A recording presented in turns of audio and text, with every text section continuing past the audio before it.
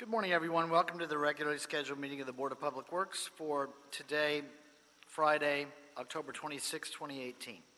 Commissioner Garcia, Repenning, James, and Jacinto are present. President James, we do have a quorum. May we start with Bureau introductions, please, starting with Bureau of Contract Administration. Good morning, John Ollinger, Bureau of Contract Administration. Good morning, Ramzi Sawaya, Bureau of Engineering. Good morning, Shawam Kiargani, LA Sanitation. Good morning, Asad Al-Najjar, Bureau of Street Lighting. Bureau of Street Services. Good morning, Ted Jordan, Public Works General Counsel. Fernando Campos, Executive Officer. President James, we do not have any speaker cards under general public comment. We also do not have any commentary under the Neighborhood Council comment section. We did receive a series of speaker cards on item number 3 for today's agenda. Okay, then we'll close general public comment as well as the Neighborhood Council category of commentary. Agenda item number 5, administrative items, specifications submitted for board adoption and authorization to advertise for the invitation of bids. Council District 2 for the North Hollywood Sewer Maintenance Yard at 10801 West Chandler Boulevard, North Hollywood. The estimate's $9,300,000. The bid receipt date is December 19th, 2018. Is there a second to my motion that we adopt agenda item number 5 forthwith? It's by Commissioner Jacinto and Commissioner Garcia. Any objection? Without objection, we will do so. Agenda item number 2 is a contract amendment. Council District 4, Amendment number 5, Los Angeles Conservation Corps, recommending that the board first authorize the Office of Community Beautification to execute a contract amendment with the Los Angeles Conservation Corps in the amount of $229,427 to provide funding for supplemental community beautification services in Council District 4 during fiscal year 2018-19. That's the current fiscal year. Secondly, authorize myself or 2 members of the Board of Public Works to execute the contract amendment after approval as to form has been obtained by the city attorney. Mr. Roch on number 2.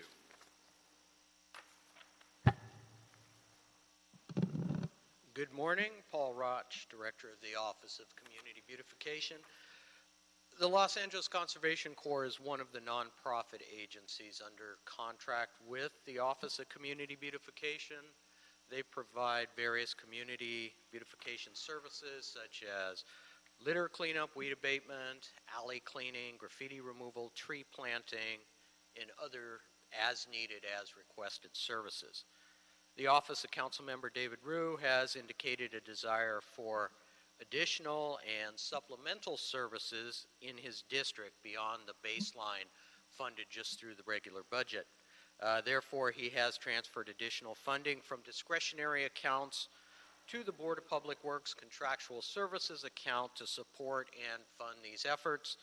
This morning, we request board approval to amend an existing contract with the Los Angeles Conservation Corps to place funding into the contract for these services. Great, thank you. Any questions on number 2? No questions on number 2. Commissioner Garcia has made a motion that we adopt agenda item number 2. I'll second it. Any objection? Without objection, we will adopt agenda item number 2. Thank you. Thank you, Mr. Roch. Have a nice weekend. Any issue sending number 2 forthwith? We will send number 2 forthwith. Agenda item, is there a second to my motion that we approve the meeting minutes from the meeting of Friday, September 28, 2018 by Commissioner Repenning? Any objection? Without objection, we will approve those meeting minutes. Agenda item number 1, property acquisition, Bureau of Engineering for Council District 2, Burbank Boulevard, Lankershim Boulevard to Cleon Avenue project, right-of-way number 33714-41A is an Apple, recommending that the board first authorize the city engineer to acquire a 10-foot wide permanent street easement denoted by parcel 41A in the attached right-of-way map with assessor's parcel number 2350-008-020 and 037, commonly known as 11316, Burbank Boulevard, North Hollywood, California, 91601, as required for the completion of the project. And secondly, authorize the city engineer to request the Los Angeles Department of Transportation Accounting to draw a demand in the amount of $82,000 payable to Ribobo, Andre, and Belinda to cover the cost of acquiring a permanent street easement needed for the project. Mr. Porchero. Good morning, Mr. President. I am Gus Parcero. As you mentioned, we are requesting your authority for city engineer to acquire this permanent street easement for the widening of Burbank Boulevard from Lankershim to Cleon Avenue. And also to request your authority for city engineer to request LADOT for the release of the agreed settlement amounting 82,000 for the permanent street easement. The amount of 82,000, Gus, was negotiated, and it was based on the appraisal that the Bureau of Engineering either acquired or performed, correct? The agreed amount is the result of settlement by the attorney of the property owner and our city attorney. It is over the city appraisal of about 40,000. But considering the possible litigation costs, we agreed, and this is third to the last acquisition that we are doing so that we can start with the Burbank Boulevard widening. Was there more than one appraisal on the property? There are a couple of appraisals. Okay. We What- did appraisal. The last appraisal is about 40,000. Okay, was the other one lower or higher? It's lower. Okay, Yeah. So, we made an update. understood. So 40,000 is the updated appraisal. This is 80,000, 82,000, which is Right. twice as much. But if we get into litigation with these property owners, $40,000 goes real fast. If it were $800,000, it would matter more, but it doesn't. It's $82,000. Commissioner Jacinto. Thank you, President James. Gus, you know, this is the third last acquisition you just said. Yes. Does the impact of this being in public light inform the last subsequent deliberations and negotiations? Where are we at on those last three parcels, sir? The last two is being settled by the lawyers of the property owners and our city attorney office. And the second to the last is almost over, and we are hopeful that the last one will be settled also. Okay, so they're in progress and being negotiated with the city attorney's office, and Yes. so we want to give a fair price to the property owners as well as keep as low a cost to the acquisition for the easement to the city, correct? Yes. Okay, very good, sir. Thank you. Also, some of that cost goes to pay attorney's fees as well. Yes, sir. So that ought to be noted for the record. Mr. Jordan, City Attorney's Office Representative, you're okay with this one? I'm not personally involved in this, but I've read through the report, and the report does indicate that my office has reviewed this and is supportive of the recommendation. Right. Okay, so the support comes from your office. That's good enough. I'll make a motion that we adopt agenda item number 1, seconded by Commissioner Jacinto. Any objection? Without objection, we will adopt agenda item number 1. Thank you, sir. Thank you. Have a nice weekend. Any issue sending number 1 forthwith? We will send number 1 forthwith. Agenda items 3 and 4 are related to our Office of Petroleum Administration and Natural Gas Safety. Let's go ahead and handle number 3 first. Pipeline franchise agreement, non-compliance with insurance requirements, violations, and monetary penalties are number 3. Number 4 is similar, but it's non-compliance with faithful performance bond requirements. On number 3, recommending that the board first direct the petroleum administrator to issue violations to the franchisees listed below for failure to comply with section 5.2 insurance requirements of the franchise order, the franchise ordinance. Now, before I read through these, I recognize that we have representatives from most, if not all, of these companies here, and I anticipate, just because of other messages that have been received, that that we're going to have some requests for a few days of additional time to come into compliance. So while these companies are listed in the agenda item, it does not mean at the end of the day that that the board is going to find them non-compliant, depending upon whether additional time is granted or not. So here's the list. A, Cooper and Brain. B is E&B Natural Resources. C is Hillcrest Beverly Oil Corporation. D is NASCO Petroleum LLC. E is O'Donnell Oil. F is Praxair Incorporated. G, Sentinel Peak Resources. Secondly, approve the monetary penalty assessed to each franchisee as listed below for failure to comply with Section 5.2 insurance requirements of their franchise ordinance. Again, and the ordinance numbers are listed there as well.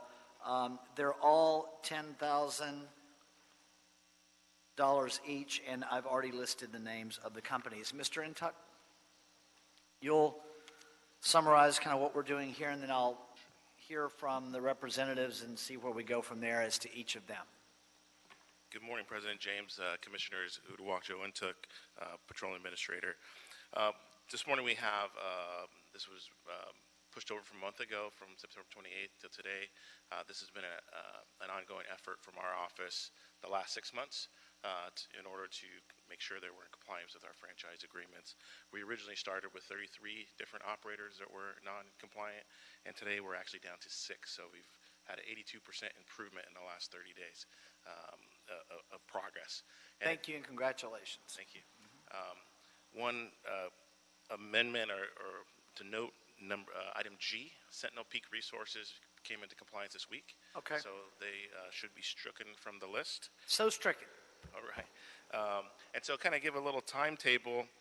This started with the Department of Transportation back in December of 2016. The attached report is part of the transmittals, which went through and was putting about 38 franchisees who had expired franchises back into the 1-year, 9-month template that the majority of our franchisees are in. At that time, they had the CAO Risk Management Office do an assessment of what should be the proper insurance levels for the pipeline franchisees, and that's on our General Form 146, which is also a transmittal. At that time, they set the insurance levels at general liability insurance at $10 million, workers' compensation at $1 million, auto liability at $1 million, and pollution liability at $25 million.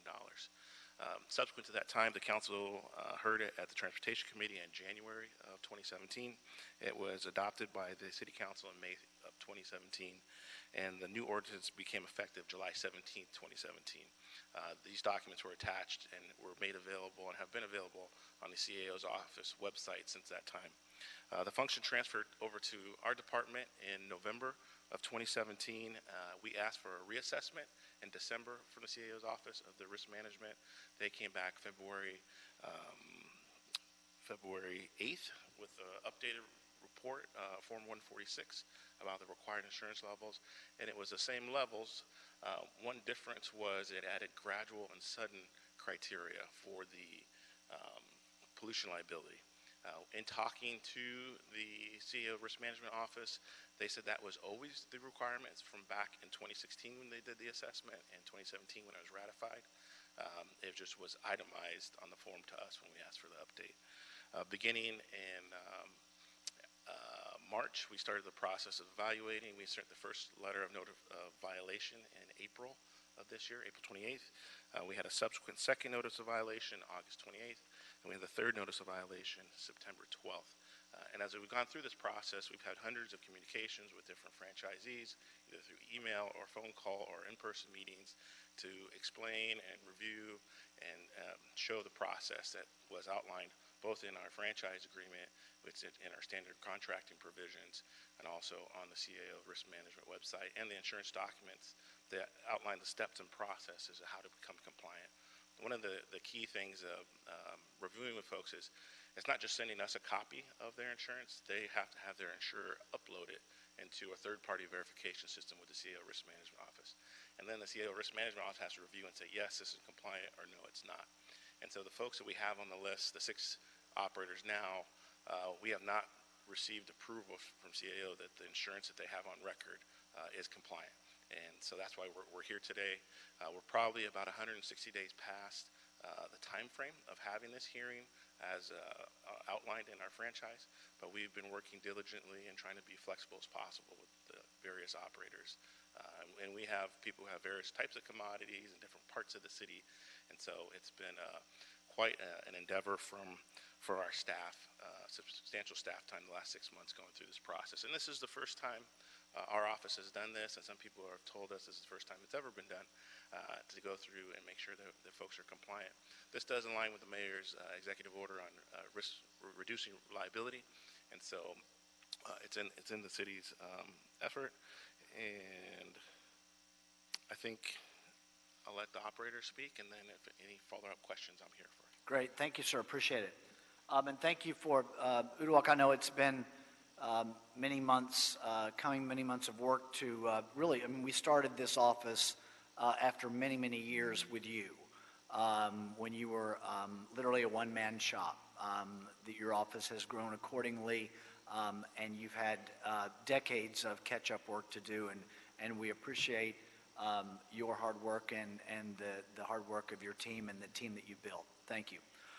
Let's start with Kalina Anderson, Praxair Air, or did I say it right? Praxair. Praxair. Hi, how are you? Good morning. Good morning. My name is Kalina Anderson. I'm the Associate Director of Operations for Praxair here in Southern California. I've also submitted a written statement. I brought 8 copies. I realize there's more than 8 people. Praxair maintains the required insurance coverage for auto, workers' compensation, and general liability, as well as $25 million for general pollution liability insurance. Praxair is challenging the requirement for gradual leak insurance for our pipelines. We've been working with the Petroleum Administrator over the past several months to resolve this matter. We've been informed that the Risk Management Office did not grant us an exemption and have been given no explanation as of yet for the denial. Our pipelines supply compressed nitrogen and oxygen to refineries in the Southern California area. Consumers use the nitrogen for blanketing and purging, after which it is vented directly to the atmosphere. Oxygen consumers use the gas they purchase to treat their water and enrich their processes. Any oxygen not consumed is vented directly to the atmosphere. Both nitrogen and oxygen mix with the surrounding air when vented. Nitrogen and oxygen are the most common elements in the atmosphere, with relative percentages of 78 and 21 respectively. These products are deemed by the City of LA to be non-hazardous and non-flammable. Excuse me. Releases of nitrogen and oxygen have no significant ecological or critical effects, whether gradual or otherwise. We have not been required to insure against gradual leaks in the past. To require Praxair to insure against gradual leaks is unnecessary and expensive, particularly considering this requirement would apply to more than just the pipeline currently at issue. We respectfully request that the board consider this in our written statement as support for not issuing a violation or assessing a penalty against Praxair. Thank you for your time. Thank you, Ms. Anderson. Any questions of Ms. Anderson at this time? Commissioner Cinto. Thank you. You are basically asking, you're appealing the gradual and sudden aspect of the insurance. Okay, just wanted to clarify that. Yes, we have the sudden as already. And basically the basis of is that it's not applicable to you because what you are transporting through your pipelines is not toxic, Correct. Yeah. non-hazardous. Okay, very good. Thank you. Thank you. Thank you, ma'am. Let's go to, it looks like Amanda Parsons from Sentinel Peak.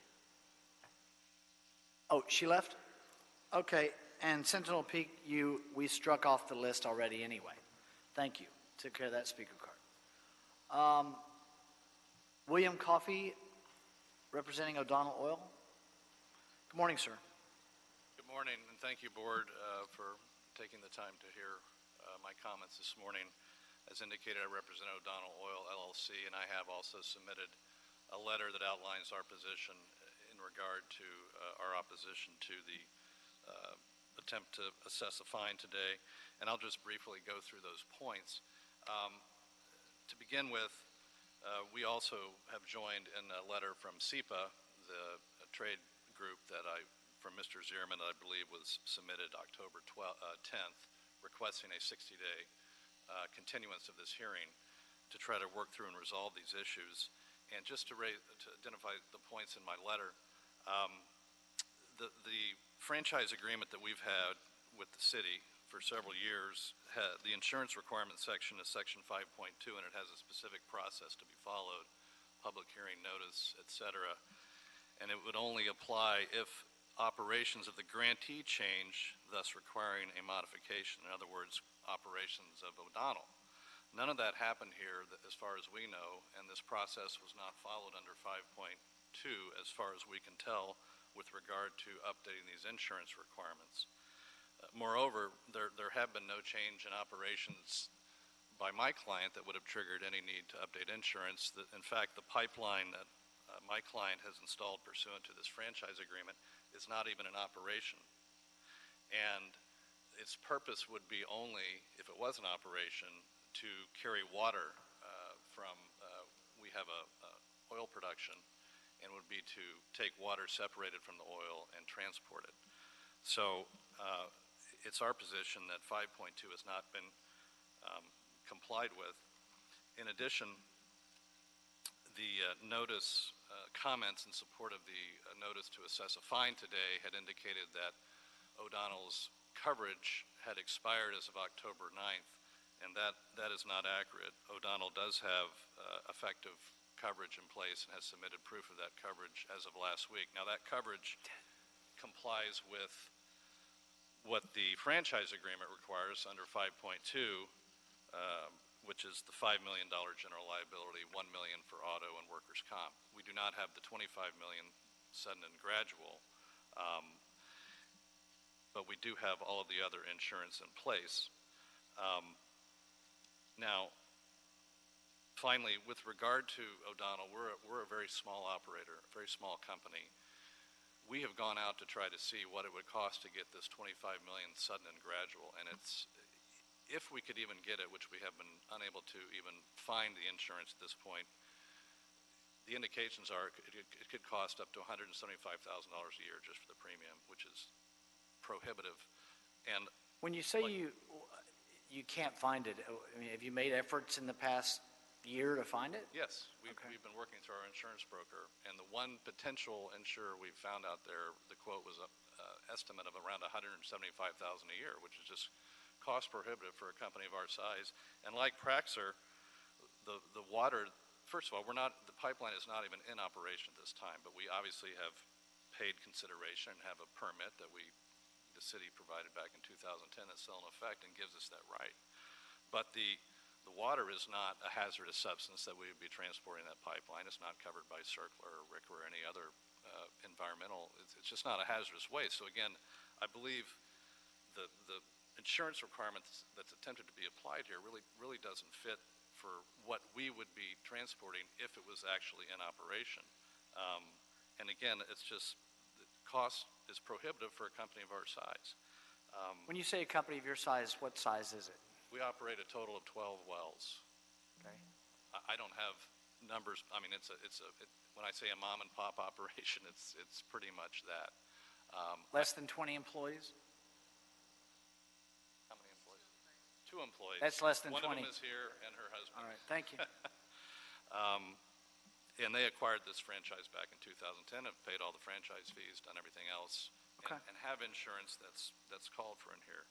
So we strongly believe there is, and we would strongly urge the board, because we think this is a serious matter, and we really don't think that the insurance that's sought to be applied really fits for our operation. And moreover, we really don't see proof that the franchise agreement 5.2 was complied with here. But we think it's in everyone's interest to continue this matter for 60 days as CEPA requested.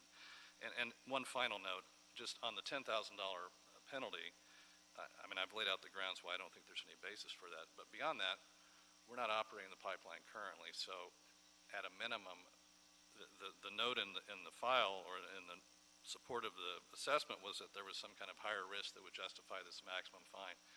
There is no risk at all right now because there's no operation of that pipeline. Moreover, as said, we have $5 million in liability insurance.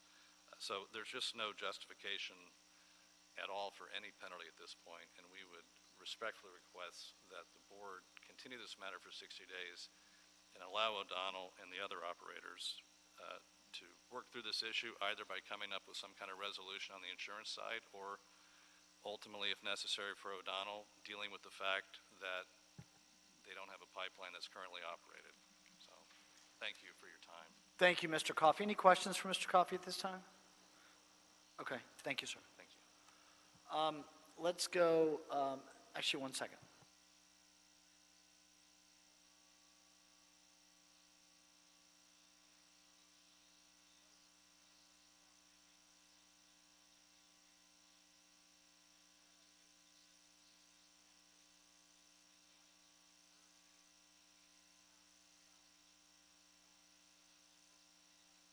Okay, let's see, that was Mr. Coffey. Next we have Mr. Cooper and Braun. Unless you have a specific request to go last, Mr. Cooper. Lots of times I do, but I'll wing it. Go ahead, sir. Okay. Let me get rid of this. Okay. No PowerPoints or anything, so. That's okay. Okay. All right. My name is, good morning, everybody. My name is Jeff Cooper, and I'm with Cooper and Brain Oil. Well, actually, Cooper and Brain Incorporated, sorry.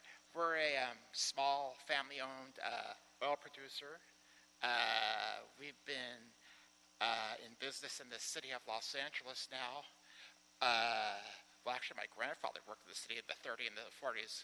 Cooper and Brain's been in business since the 50s, with our offices in Wilmington, California. I'm here to talk about like everybody else, we have a small gas line that connects one of our operations. That operation is in the Harbor Gateway area of LA, Stray Avenue, adjacent to the 110 freeway. Let's see, this particular operation produces a product which is used as a base material for asphalt and roofing materials. So it's something that's produced locally and used locally in the Southern California area. We have 5 employees. 5? 5. Okay. Okay. But you'll find with many operators, larger or smaller, you'll also use a myriad of subcontractors to ensure the safe operation of your facilities. I'd like to clarify one thing in the notice that I received. I'm only here, we've met all the other requirements for the insurance for the operation of this pipeline. We were found out of compliance with the pollution coverage.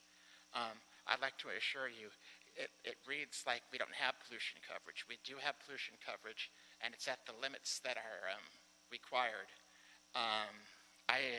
This has been kind of a fluid situation. And in fact, I thought I'd have word back from our insurer as to the exact verbiage. But we do meet, I assure you, we do meet the limits. We have accidental. We definitely have sudden, or I think it's sudden and accidental. And it's the semantics of what this gradual means. And that's kind of how we're working through the process.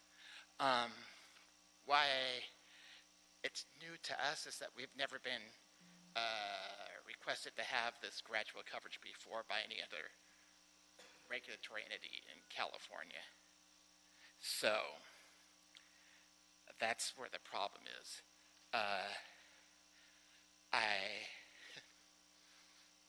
I wish I could have more answers for you today, but I just don't. I should also let you know the coverage that we have had for decades with our current insurance coverage, and they're highly rated, and somebody with multi decades experience in the industry we're talking about today. What I was hoping to do, because if the worst case I needed to get some extra bonding, I was hoping for an extension of the period for compliance. At the worst case, hoping once we get things together, maybe you could look at what we have and you'd have a comfort level with what we have in our pollution package. If there's something we have to, I'd rather apply the $10,000 to get the additional coverages required. I don't know if you have small oil producers come before your board very often, so I didn't know if you have any questions specifically about Cooper and Brain or anything at this time. I think you answered the questions I had, sir. All right. You answered the questions that I had. Okay, all right. Okay. Okay. Thank you, sir. All right, thank you for your time. I appreciate it. Yes. And then we have Ted Cordova. Good morning, sir. And you're representing the EMB Natural Resources and Hillcrest Beverly Oil Corp.? Correct. Okay, go ahead. All right, thank you. Thank you for the opportunity, and good morning, President James and Commissioners. Appreciate the opportunity to speak with you on behalf of EMB Natural Resources and Hillcrest Beverly Oil Corporation. Just for the record, EMB's ordinance number is 184960, and HBOC's ordinance number is 179610. I also want to echo your sentiments on the progress that the Petroleum Administration Office, their office has been great, and we've been working collaboratively with their office. We've also been working collaboratively with the Risk Management Office. They've been great as well, too. So our goal today is not to request an exemption. Our request is simply, we've been making progress, but we require some more time to get to our goal and be one of those people that you can stricken off the list. We did previously submit some letters on behalf of both operators raising concerns and trying to understand a little bit better about specifically gradual insurance is what we're talking about. We have adequate insurance. We meet all the requirements. We were just learning about gradual for the first time just recently. We did make a lot of progress. We got quotes. They were, as you learned, they were very high for our company as well.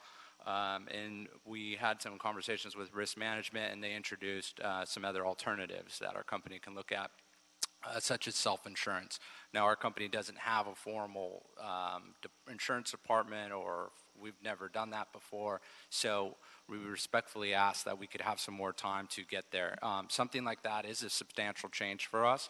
We think we can, given enough time, we can get there, and so we're respectfully asking for 120 days for us to get there. You answered my question, Mr. Cordova. I was wondering about two things for you. One, if you might share the name of the person in our risk management department with Mr. Coffey, that might help because of the rates that he was quoting as well. And just to answer your question, and really everybody's question, I think I tried to signal this when I introduced the item. We are willing to work with you on the requested time that you've asked for. We appreciate that, and thank you very much. Any other questions for Mr. Cordova before I put a motion on the table? Okay, Commissioner Jacinto? Thank you, President James. I just had a comment too. I appreciate the work that Uduak and the team have done and bring us in compliance. It's important, and we need to get there, inheriting the whole entire program from DOT and this very important part about risk management. And if I understand correctly, that we've had some discussion with some of the carriers with the risk management office and our city attorney, and if we could wrap it up within these 60 days to really get definitive, especially with the hazardous, the nitrogen, oxygen, and the water, and that if that is a discretion or a consideration that we have within the city to do that, I think it's important to understand what are we asking for insurance. Does it make sense for the carrier, knowing that we have to be protected, not questioning that at all. So I'm hoping that we can have the discussions escalated and accelerated so we can wrap this up and move forward and everybody doing their business. Thank you, Commissioner Jacinto. What I would add to that, I think it's a little more time than 60 days for two reasons. One, Mr. Cordova has asked for 120 days. And Mr. Cordova, you could take a seat. I could just confirm some things with Mr. Intuck. Thank you, sir. My recommendation is twofold to grant the 120 days, kind of threefold. One, it was asked for by two of the entities, and they demonstrated in communications with our office, as Mr. Cordova mentioned, prior communications with our office, a good faith effort in that task, and I would be willing to grant them that additional time that they've requested. I don't think it's unreasonable. And a second reason, The 5.2 notice that was raised by a party, maybe Mr. Coffey, I believe, we can make that moot by granting more than 90 days now and giving notice, and then that issue is moot, and we don't have to argue about that. So we kind of take care of that as well with the 120 days.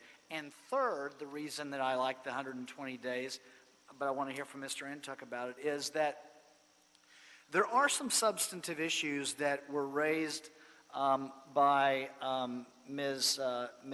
Anderson and Mr. Coffey regarding some of the substance and that was referenced by Commissioner Jacinto, that I think the 120 days would give your office, Uduak, enough time to bring back to us kind of a response, a substantive response to each of these statements that we've gotten that we didn't really have the time for before because their letters were submitted today, or yesterday, as the case may be. So that's why I would be inclined to grant the requested 120 days. Commissioner Penning, and then Uduak, your thoughts on that.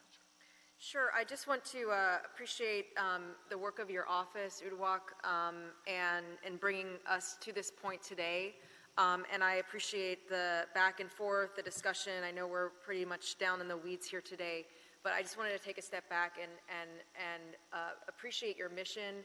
I think our neighborhoods across LA can't wait any longer for comprehensive regulation that ensures the safety of everyone when it comes to the oil industry in Los Angeles. So I know we're going to hold off on some things here today, but we are not stepping back from that goal. So thank you very much for all you've been doing. Thank you. Mr. Intuck, your response to the 120 days and just what I laid out in my proposed motion. Yeah, thank you, and I appreciate everyone who came out today to speak.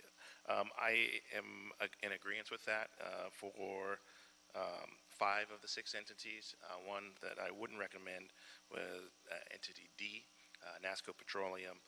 They currently have no auto insurance. They're below levels on general liability, and they're below levels on pollution liability. They have not paid their franchise fee in 2 years, and they do not have a bond on record with the city.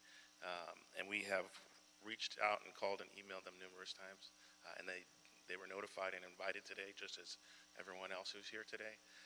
And I would say if we're going to do the 120-day extension, it would just be for A, B, C, D, A, B, C, E, and F. Great. Okay.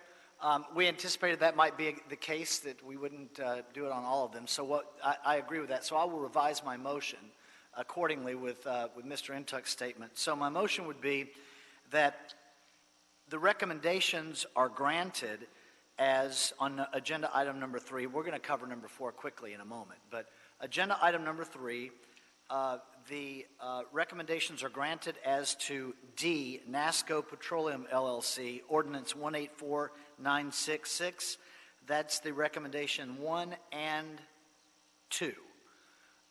As to everyone else, there will be a 120-day continuance of this hearing. And in the interim, in the next 20 days, Mr. Intuck, if your office could get the official 5.2 notice out to everybody, even though they're here today, if you could just get the official 5.2 notice out, that way we have that issue gone, and we don't have to deal with that, because that's within the 90 days still. So what's 120 days from today? That's 4 months, so we're looking at February, late February? Approximately February 22nd, or you can go Monday, February 25th, or Wednesday, February 27th. Let's do Monday, February 25th for the 2019. Can you believe 2019 already? For the continuance of this hearing as to everyone except NASCO Petroleum LLC. That would be my motion. Is there a second? By Commissioner Jacinto. Any objection? Without objection, that'll be the order today. Any issue sending that forthwith? We'll send that forthwith. And also, just for clarification, I believe this board wanted to, or has agreed to, strike out G, which is Sentinel Yes. Peak Resources from the Yes, from G the is request. stricken. Now we need to take care of agenda item number 4. I anticipate it's going to go much like number 3, but we don't need to hear from everybody. Again, let me just see if I can go through number 4 and we can cover it. Actually, it may not because we've got different entities. So number 3 is taken care of. Number 4, pipeline franchise agreements, non-compliance with faithful performance bond requirements, violations, and monetary penalties. Recommending that the board first direct the petroleum administrator to issue violations to the franchisees as listed in transmittal number 1 for failure to comply with section 6.3 faithful performance bond of the franchise ordinance. A, we have NASCO Petroleum LLC, ordinance 184966, and B, Paramount Petroleum, ordinance 184970. Secondly, approve the monetary penalty assessed to each franchisee as listed in transmittal number 1 for failure to comply with section 6.3 failure performance bar of the franchise ordinance. That's NASCO and Paramount as previously listed. We don't have any cards on number 4. The entities that we have provided the requested relief to in number 3 are not subject to number 4 with the exception of NASCO. Mr. Intuck, would your request on NASCO be the same as it was a moment ago on number 3? Yes, this is a separate franchise term and a different type of violation. We did go through with the city attorney's office that for each first violation, $10,000 per type. So even though they, in the previous agenda item, had a violation, it says in the franchise ordinance, first violation is $10,000, second one's $25,000, and I think the third is $50,000. But this is a specific, this type of violation is first type of insurance is type of bond violation is $10,000, and it's the same process where they have to go online, upload it to the CAO Risk Management Office. CAO's Risk Management Office approves. We have called and requested and verified as of this morning. They still, both of these entities do not have bonds on record. Okay, and then so same regarding Paramount. You just answered that question. Yes. Okay. And that's Paramount Petroleum, so there's no confusion there. Any questions? Then I'll make a motion that we adopt agenda item number 1 as recommended. That we adopt agenda item number 4 as recommended. Seconded by Commissioner Ascento. Any objection? Without objection, we'll adopt agenda item number 4. Thank you, sir. Any issue sending number 4 forthwith? We'll send number 4 forthwith. Dr. Campos, have we cleared the voting items? Yes, you have. Okay. Then let's move to our oral report, our stormwater capture update from sanitation. Ms. Grano. Good morning, President James, Commissioners, and Bureau of Representatives. My name is Paula Grano. I am an Environmental Engineering Associate for LA Sanitation Watershed Protection Division. And I'll wait a couple seconds for all the handouts to go around so that I can start.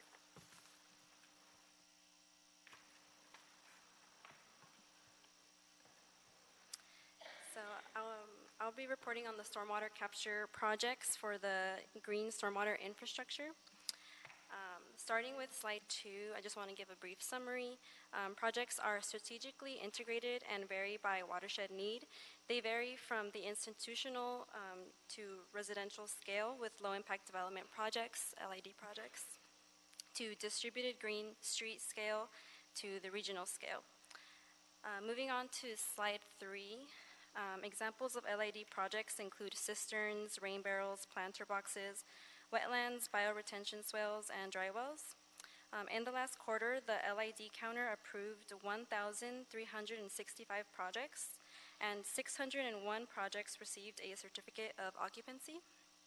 Major recently completed projects with LID components include the Wilshire Grand Center, the Palisades Village, and the LA Football Club Stadium. A goal for the next fiscal year is to expand the LID public counter in Van Nuys to 5 days per week, as it is currently only staffed for 2 days per week. And moving on to slide 4, the Penmar Water Quality Improvement Project Phase 2.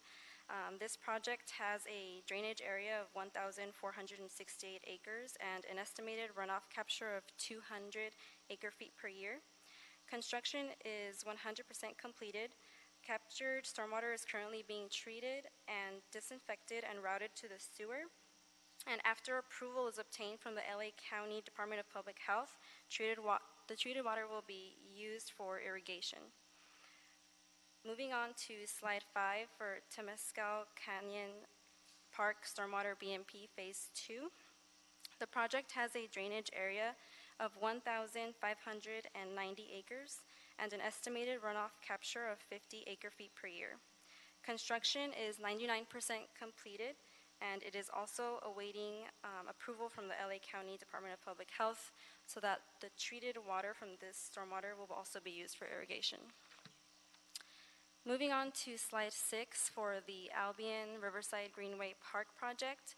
The project has a drainage area of 272 acres and an estimated runoff capture of 100 acre-feet per year.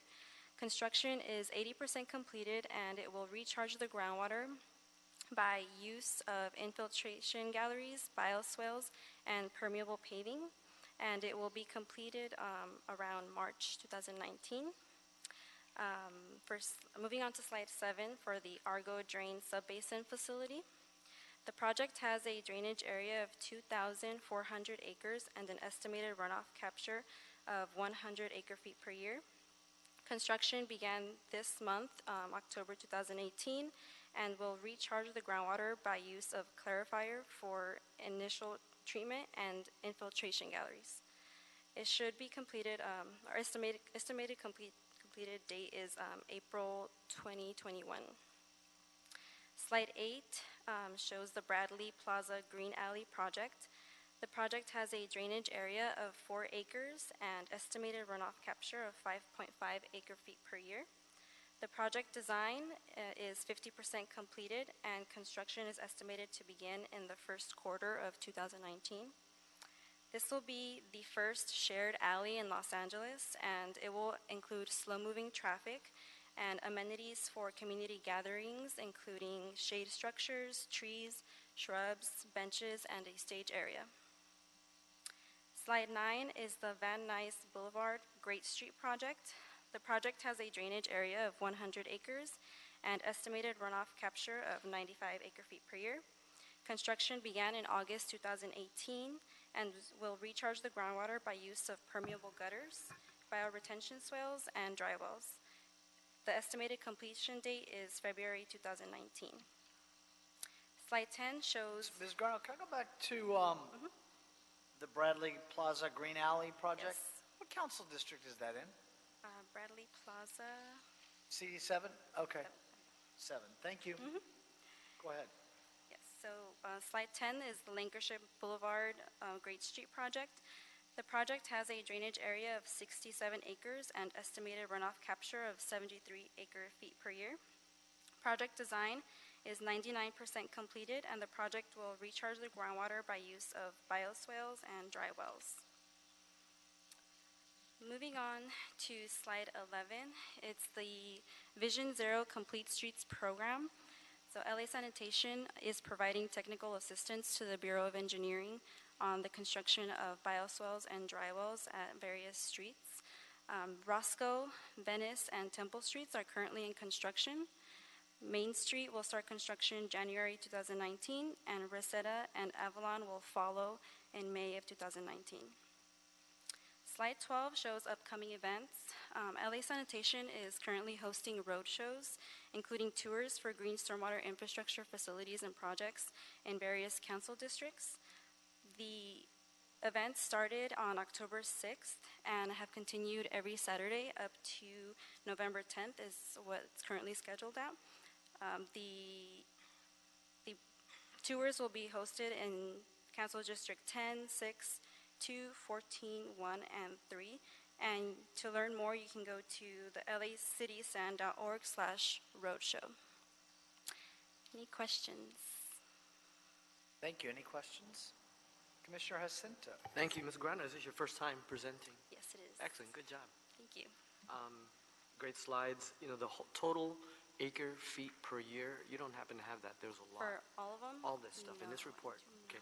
But basically, the magnitude of this in terms of recapture, stormwater capture, is significant, right? And it plays into to the mayor's sustainability plan and just our One Water plan. So this is a very significant investment in infrastructure to be more self-sufficient in our water needs. Right? Thank you very much. Thank you. I see Wing Tam surfacing from the VIP seats. This is Go Wing here. ahead, I sir. want to answer Commissioner I Jacinto's thought you question. might have something to say. Yeah. Yeah, it's approximately all the projects we implement so far about 60 projects. We're capturing somewhere around 40,000 acre feet a year. So just for your information. Thank you. Thank you. Ms. Garno, good job. You had not just the board here, but a couple of folks from sanitation as well, I see. All right, thank you very much. Thank you very much, Board. Thank you. Have a great weekend. The oral report will be received. Dr. Campos, have we cleared the desk? Yes, you have. Okay, then we are adjourned. Thank you, everyone.